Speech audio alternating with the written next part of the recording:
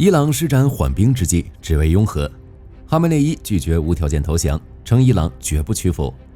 美以或联手空袭伊朗。福特号航母打击群下周赶赴中东。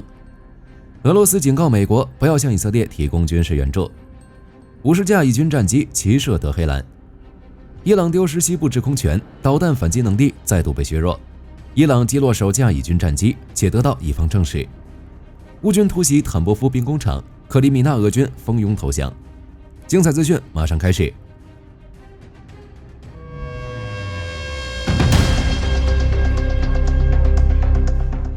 伊朗的求和真的有人信吗？为什么还有人在评论区说伊朗是真心的？就火力军而言，伊朗通过沙特、阿联酋、卡塔尔、阿曼等国向特朗普喊话，要求美国制止以色列空袭，甚至卑微地提出，只要停止空袭，伊朗就愿意坐到谈判桌前永不拥核。但火力军更愿意相信这是缓兵之计，伊朗是在用时间换空间来忽悠美国与国际社会，希望保住深藏地下的福尔多铀浓缩厂而已。因为这里储存着481公斤纯度60%的浓缩铀，而这种浓度的铀提炼，伊朗去年就已经达到。如今谁也不知道伊朗是否已经能提炼武器级所需的浓缩铀。但从16号开始，至今美以一三方展现的态度看，火力军甚至怀疑伊朗已经用最快的速度制造了1-2枚初级原子弹。先不要着急反驳，请您先来听听火力军的见解，看看是不是空穴来风。首先，特朗普16日的发言让火力军心里埋下伊朗拥核的怀疑种子。即他在真实社交上的发帖称，伊朗早就该部署我让他们签署的协议，并要求所有的人马上撤离德黑兰。德黑兰会发生什么？为什么要撤离？如果仅是以色列军方通报的轰炸德黑兰第3区、电视台大楼等，根本不足以让所有人撤离。更为蹊跷的是，特朗普话音刚落，俄罗斯就立刻通知，或者说命令德黑兰的俄罗斯公民立刻离开以色列，离开伊朗，并开始了紧急撤销行动。俄罗斯又知道了什么？此外，大家也都知道，特朗普提前1天离开了G7峰会。根据福克斯报道，特朗普要求，当他从加拿大返回白宫时，美国国家安全委员会所有人员必须提前进入战情室，召开紧急战情会议。特朗普为什么要提前离开G7峰会，返回美国？其原话是：我必须回去，非常重要，我必须尽快回去，我希望我能留下到明天，但他们都明白这是一件大事，非常大。这个情况，火力军100%肯定是突发的。或许大家不知道，特朗普在参加G7峰会上飞机前，还对记者说，双方如今都很痛苦，他们应该立即谈判，以免为时过晚。美国绝不会介入双方的战争。那是什么大事会让特朗普提前离开呢？要知道，以一大战虽让美国重视，让特朗普头大，但以色列毕竟占据上风，特朗普根本不差这1天时间提前返回华盛顿。如此，火力军通过特朗普的表述，大胆推测一下，有没有一种可能，是以色列和伊朗其中一方到了生死存亡的关头，到了美国必须出手的时候。而且据半岛电视台18日的报道，特朗普从G7峰会返回后告诉记者，他相信伊朗非常接近制造核武器。再联想到美国乘31架加油机尼米兹和卡尔文森号双航母赶赴波斯湾，哦不，现在应该是3航母了，福特号下周也要来，以及美国空军发布了2个加密的紧急代码，分别成246个字符和290个字符，总让人有一种不祥的预感。因为这种编码通常用于核指挥或关键行动，通过高频全球通信系统发送。有人说这是美国在故弄玄虚，但火力军认为根本没有这个必要。而且特朗普17日还连续发文呼吁伊朗无条件投降，并称他暂时不想杀死伊朗最高领袖。但就在6月18日，哈梅内伊忽然通过国家媒体宣布，伊朗不会接受特朗普的投降呼吁，称伊朗不会屈服，同时警告美国，如果卷入冲突，那伊朗将对其造成无法弥补的损害。伊朗电视台也指出，今晚会有一个让世界在未来数世纪难忘的惊喜。什么？是什么让伊朗觉得自己能给以色列带来令世界难忘的打击？仅凭伊朗如今不断被削弱的导弹和无人机，肯定是无法做到的。但巧合的是，同一时间，伊朗国营媒体 IRNA 通讯社无预警地在 X 平台发布了一段17秒的影片，其画面是一枚核弹的近景，一只手重复轻抚着核弹，旁边写着也许字样，其威胁意味十足。而该视频也被新闻周刊等媒体解读为伊朗在核武问题上的模糊威胁与警告。再加上以色列此前表示将不惜代价消灭伊朗最高领袖哈梅内伊等信息，火力军在用排除法排除后，有理由怀疑伊朗很可能已经拥有了1-2枚核弹。而随着哈梅内伊被针对的消息传出，伊朗内部是不是有一部分人准备用手中的核弹与以色列同归于尽？而且据路透社援引5名消息人士的说法，报道称，伊朗多名军事与安全顾问在以色列空袭中丧生后，让哈梅内伊核心圈出现重大缺口，同时也让战略误判的风险随之升高。据悉，这5名熟悉哈梅内伊决策过程的消息人士中，有3人参与过和哈梅内伊的重要会议，另外2人则与经常与会的官员关系密切。其中1名消息人士说，伊朗在国防与内部稳定议题上出现了极度危险的误判风险。因此，若火力军推测为真，这无疑增加了核战的风险。当然，以上只是火力军个人的推测，或许伊朗并没有核武，更何况伊朗也知道投掷核弹的结果必然会使其从地图上抹去，想来也不愿意如此。不过，在上述愈发紧张的时局以及以色列的软磨硬泡下，美国对伊朗开战，火力军认为这已经是大概率事件了。其一位匿名美国官员对 ABC 记者表示，美国的政策已发生了重大转变，准备直接参加对伊空战，调动多架空中加油机就是为了跨空域作战。其二，即便特朗普说他不想卷入其中，但从他认为如果允许伊朗获得核武器，他将使用核武器的表态看，哈梅内伊如果不无条件投降，美国将被迫参与一些战斗，如帮助以色列摧毁伊朗核计划等。其三，以色列第12频道也报道称，估计美国将很快加入以色列的行列，包括对福尔多核设施进行打击。同时，以色列国防部长卡茨此前警告称，哈梅内伊将遭遇萨达姆一样的命运，这不明着暗示以军将很快有所行动吗？而且在6月18日时，卡茨还在社交媒体上毫不掩饰地表示，伊朗现政权即将崩溃。他说，一场龙卷风正席卷德黑兰，权力的象征遭到轰炸和摧毁。其次，目前美国正借着保护美军资产的理由向中东地区增兵，但规模有些大，都能灭一些小国家了。如继尼米兹和卡尔文森号航母打击群与英国威尔士亲王号航母打击群在中东会合后，战争研究所18日称，美国将于下周将福特号航母打击群部署到地中海东部。又或是在超31多架加油机的保障下，目前已有多支 F-22、F-35 和 F-16 中队从卡塔尔阿尔乌贝德空军基地转移到了一个未指明的地点集结。加上美国总统的末日专机 E-4B 降落在了华盛顿附近，上一次此类行动是在2001年9月11日之后。据悉，这架飞机能够承受核爆炸，只在全球紧急情况下指挥美军，其行动通常标志着最高级别的军事准备。此外，虽然没有看到 B-2、B-52 被调动的信息，让美以联手空袭伊朗充满了不确定性，但他们都是能投掷 GBU-57钻地弹的战机，如 B-2 战机理论上只需2架连续投掷4枚 GBU-57就足以确保福尔多核设施被完全摧毁。更何况以色列空军已经完成了前期工作，伊朗福尔多核设施的地面建筑以及外围的防空阵地遭到了轰炸。因此，若火力军推测正确，未来24到48小时，美国在中东基地的战略资产可能会频繁调动或转移，用最快的速度搭建一条空战桥梁，只等 B-2 和 B-52 抵达，就会立即动手摧毁伊朗福尔多地下核系统，或是哈梅内伊的命运出现变化。有意思的是，深陷战争泥潭的俄罗斯这个时候居然跳出来警告美国不要向以色列提供军事援助。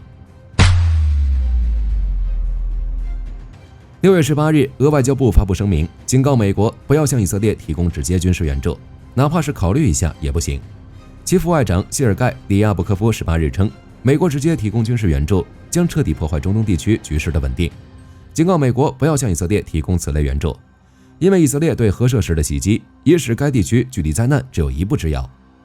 此外，特朗普在白宫表示，普京提出担任调解人解决中东冲突，但他建议普京首先解决俄乌战争。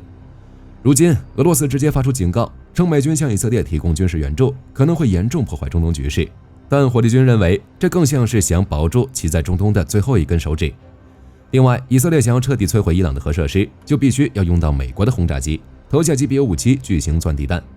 那么在俄罗斯的警告下，大家认为特朗普会下令援助以色列轰炸伊朗核设施吗？前线方向在哈梅内伊声称绝不会投降后，以色列超50架战机呼啸而至，对包括德黑兰在内的伊朗各大地区发起了大规模的空袭。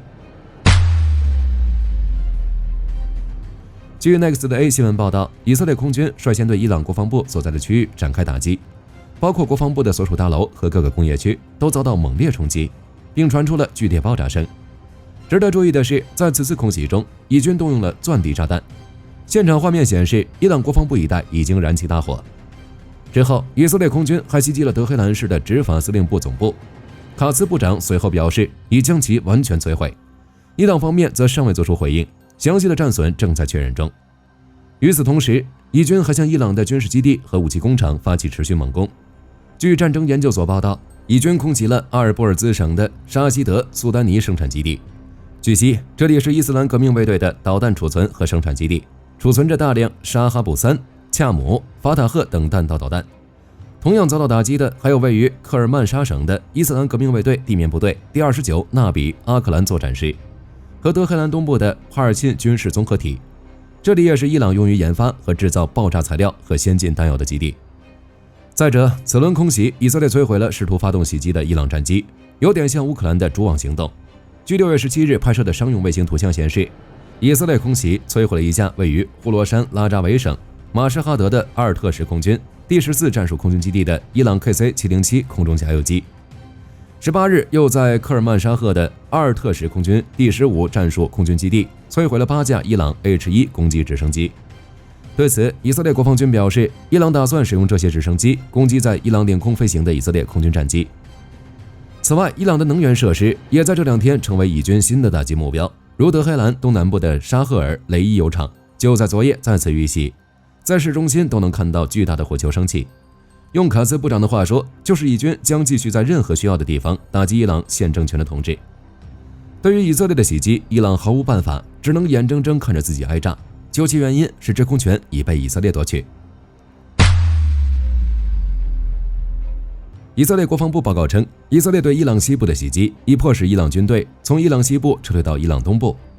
据其发布的信息显示，以色列空军发现了多辆重型卡车，正运载防空系统从伊朗西部向德黑兰集结，不过已被以色列空军摧毁。但伊朗这样的行动意味着伊朗已经放弃了该国西部领土的防空，不再进行反抗，而是集中全力保护首都德黑兰。目前，伊朗正试图从伊朗中部的伊斯法罕发射导弹打击以色列，但伊斯法罕距离以色列领土约1600公里，直接让一些射程较短的伊朗导弹变得毫无用处，如射程1400公里的哈吉卡西姆导弹和法塔赫导弹，以及射程1450公里的海巴尔谢坎导弹等。而能打到以色列的导弹，伊朗仅剩射程1700公里的艾马德导弹，射程1950公里的加德尔导弹，以及射程2000公里的尼11导弹。其中，艾马德和加德尔导弹还使用的是液体燃料，这种燃料非常不稳定且难以运输，这意味着伊朗的导弹反击能力再度被削弱。伊朗方面则宣布继续实施真诺行动3的第11和第12波攻击，向以色列发射包括法塔赫1、尼什导弹在内的多枚导弹。事后，伊斯兰革命卫队新闻处网站发布声明表示，伊朗革命卫队成功突破了以色列的防空系统，并完全掌握了以色列的空域。不过，以色列媒体称没有造成人员伤亡，而且伊朗这次发射的导弹数量降低至了20枚。此前，以色列宣布已经摧毁伊朗50%的导弹发射器和35%到45%的弹道导弹储存。这6天来，伊朗反击能力越来越弱，其向以色列发射的导弹从100枚降至20枚，有时更是只有5-6枚。再打下去，伊朗恐怕只剩下嘴炮了。当然，战果还是有的。伊朗击落了自崛起雄狮行动以来第一架经以色列证实的飞机。据战争研究所报道，伊朗防空部队在伊斯法罕上空击落一架赫尔墨斯900大型攻击无人机，伊朗对外展示了可信证据。以色列国防军随后也证实了该消息，称在行动中一枚地对空导弹击落一架空军无人机，这是以色列空军损失的第一架飞机。不过伊方强调不用担心信息泄露，称这是夺取空中优势行动所必须付出的代价。相比之下，伊朗其他一些战果就经不住推敲了。首先，伊朗伊斯兰革命卫队发布通告称，其发射导弹打击了以色列情报和特勤局位于特拉维夫的总部，但从互联网上相关图片来看，这明显又是一张 AI 图，甚至连摩萨德的英文名称 MOSSAD 都没有拼对，少写了一个 S。更别说摩萨德在以色列国内不会用英文标识自己的名称，而是用希伯来文。此外，互联网上还在传播伊朗击落 F-35的照片及讯息，内容声称在以色列空袭伊朗期间，伊朗成功击落2架 F-35战机，且活捉1名女飞行员，并公布飞机残骸照片。但经查证，击落以色列战机的消息出自伊朗媒体的报道，且后续被以色列官方驳斥为毫无事实依据的假消息。目前依据已有的信息显示，并不足以辨别是否真有 F-35被击落，但可以确认，网络上流传2张声称是 F-35战机残骸的照片都不是真实影像，而是通过 AI 合成的。在飞机构造、比例尺大小等细节上，皆与现实状况不同。其中发布的击落 F-35视频，网络大神也找到了出处，其来自 YouTube 印尼语频道，发布于2025年5月18日，内容为军事模拟苏57对战防空系统，而被俘的女飞行员已被证实是智利女飞行员费格罗亚，图片拍摄为2021年。至于最新，塔斯尼姆通讯社发文称再次击落了以色列 F-35，但截至目前，这条新闻只是口头击落，并未提供任何视觉证据，而且这个新闻已从热搜上消失了。伊朗打舆论战，火力军是理解的，但麻烦用点心吧。火力军看到那张50米长的 F-35，实在绷不住了，还以为美国什么时候搞了个超级 F-35母舰呢？6月17日凌晨，俄罗斯对乌克兰首都基辅发动大规模无人机和导弹袭击，造成至少14人死亡，114人受伤，成为近1年以来对该市最致命的攻击。联合国人权事务高级专员办事处驻乌克兰人权监察团表示，此次袭击涉及175架无人机和14枚导弹，袭击范围覆盖基辅7个行政区的30多个地点。也就在这个时候，泽连斯基在7·7峰会期间呼吁国际社会对俄罗斯采取更强硬的制裁措施，但特朗普为就新增制裁发表明确立场，并提前离开峰会回到华盛顿。报道称，美国原计划向乌克兰提供的1万枚反无人机弹药已被转移至中东，这引发了乌克兰方面对防空能力的担忧。值得注意的是，在俄军空袭过后，62个外国外交使团的代表来到基辅被袭击的9层公寓参观俄军的杰作。乌军随后展开报复打击，俄境内多处目标受损。据开源情报报道，6月18日夜间，乌军向莫斯科数百公里外的坦波夫发射了无人机群。此役，乌军的目标是当地的一家火药兵工厂。乌军无人机与俄军防空系统展开激烈交火后，成功突破封锁，径直撞向了工厂，紧接着就引发连续的巨响。现场画面显示，坦波夫火药厂的上空已经冒起了蘑菇云。俄方则声称在坦波夫地区拦截了全部的51架无人机，但是有的残骸坠入工厂，造成火灾。他们还表示随后就扑灭了大火，声称没有造成实际损失，并强调这对莫斯科地区毫无影响。据悉，坦波夫距离莫斯科中心仅400多公里，距郊区的直线距离则更近，这也让他在此前多次遭遇乌军的打击。实际上，仅仅在6月11日，乌克兰才刚刚空袭了坦波夫的科托夫斯克火药厂，导致至少2大车间起火爆炸。该厂还是俄罗斯最大的轻武器制造商，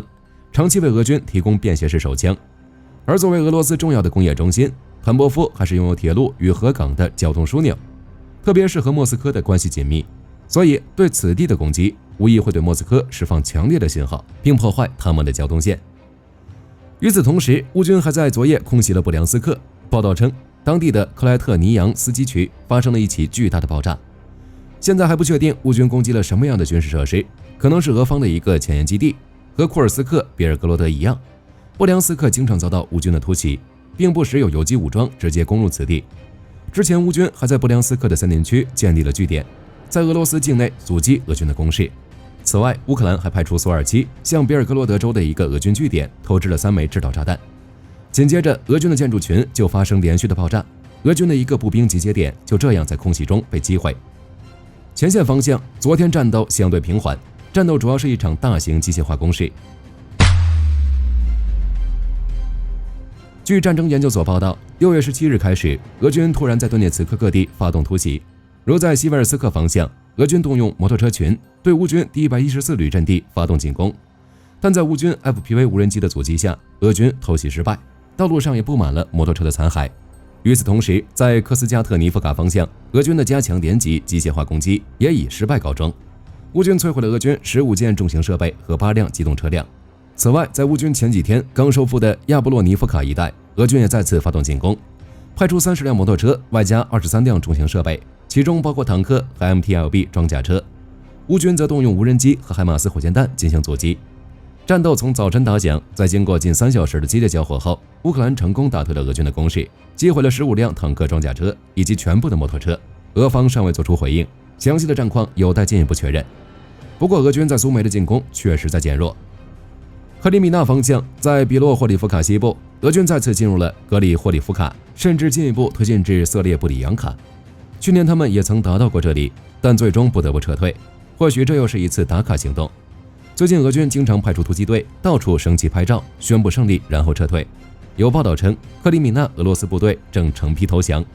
据乌克兰部队表示，这波自愿投降的人数之多，是整场战争中未曾见过的。